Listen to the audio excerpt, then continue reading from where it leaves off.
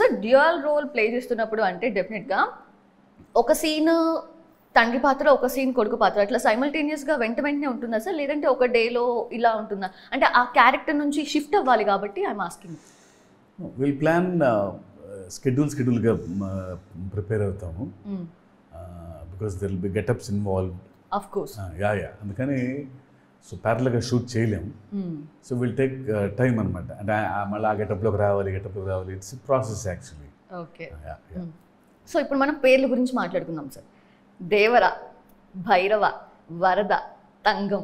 So అంటే తంగం అంటే నేను సర్చ్ చేశాను, యూనిక్ ఉంది నేమ్ ఏంటని. బంగారం, ఒక అరుదైన వస్తువు గురించి చెప్పాలన్నప్పుడు యూజ్ చేస్తారని చెప్పి. సో అంటే ఈ ఫిల్మ్లో దేవరాలో తంగం రోల్ డెఫినెట్గా ఒక అరుదైన రోల్ అనిపిస్తుంది విత్ దట్ నేమ్ ఓన్లీ. అంటే because the back drop it self is అంటే ఆంధ్ర అండ్ తమిళనాడు బార్డర్లో ఉన్న కోస్టల్ ఏరియాస్ అని చెప్పాను. Very remote area, different world అది కోస్టల్ ఏరియాస్లో.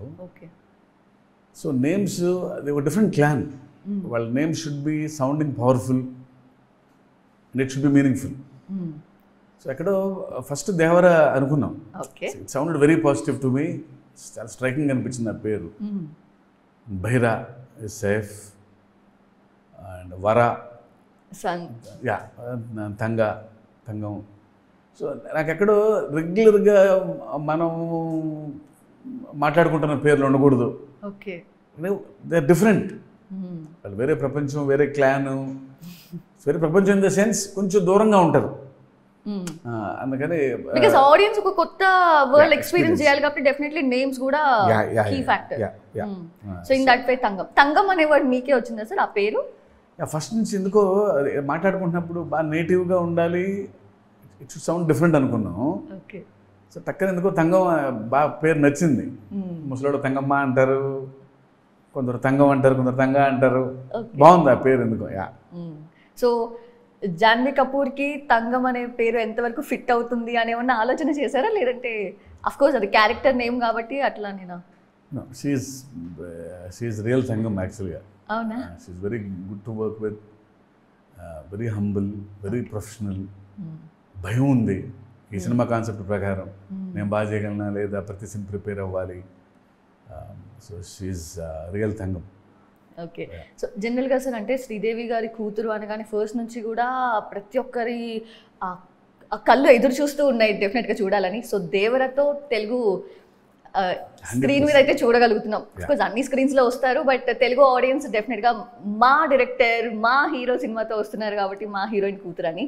సో ఆ ఒక వ్యూ అనేది మీకు ప్రతి ఆ సీన్ రాసేటప్పుడు అనిపించింది సార్, అంటే ఒక శ్రీదేవి గారి కూతురుని అలా డెఫినెట్గా ఉండకపోవచ్చేమో, రైట్? అసలు ఆ బ్యాగేజ్ పెట్టుకోలేదండి అసలు. శ్రీదేవి గారు అమ్మాయి, ఎన్టీఆర్ గారు మనోడు, అట్లా అన్నీ లేవు. Because she's good looking, good performer. Script చెప్పినప్పుడు immediately she went into the character. తను ఓన్ చేసుకుంది. నాకు ఫస్ట్ కొంచెం బాంబేలో పుట్టి పెరిగిన అమ్మాయి కదా, ఇంత రూటెడ్ ఫిల్మ్ చేస్తున్నాము, ఈ వరల్డ్లో ఫిట్ అవుద్దా లేదా అని నాకు అప్పుడు తర్వాత తెలిసింది. ఫస్ట్ సీన్ అప్పుడే the way she behaves on the set, dress వేసుకున్న తర్వాత నడిచే విధానం, సామాను పట్టుకునే విధానం అర్థమైంది. ఎక్కడో తను ఇక్కడ అమ్మాయి అని అర్థమైంది తను. సో అంతగా ఎక్కువ కష్టపడి తను హోంవర్క్ చేసిందేమో తెలియదు కానీ, లేకపోతే యాజ్ యూ సెడ్ శ్రీదేవి గారి వలన చిన్నప్పటి నుంచి అన్ని చూసిందో తెలియదు. కానీ మీకు ఎక్కడైనా కనిపించారా సార్ శ్రీదేవి గారు తను చేస్తున్న పెర్ఫార్మెన్స్లో కానివ్వండి? చాలాసార్లు అనుకున్నాం, కొన్ని ఎక్స్ప్రెషన్స్ ఒక యాంగిల్లో టక్కన శ్రీదేవి గారి లాగా కనపడుతుంది తను అమ్మాయి. ఈవెన్ కెమెరామెన్, నేను, హీరో గారు కూడా ఒక షాట్లో ఎక్కడో షాట్ కూర్చొని ఉంది, చూస్తే ఒక యాంగిల్ నుంచి శ్రీదేవి గారి లాగా ఉంది. So there are many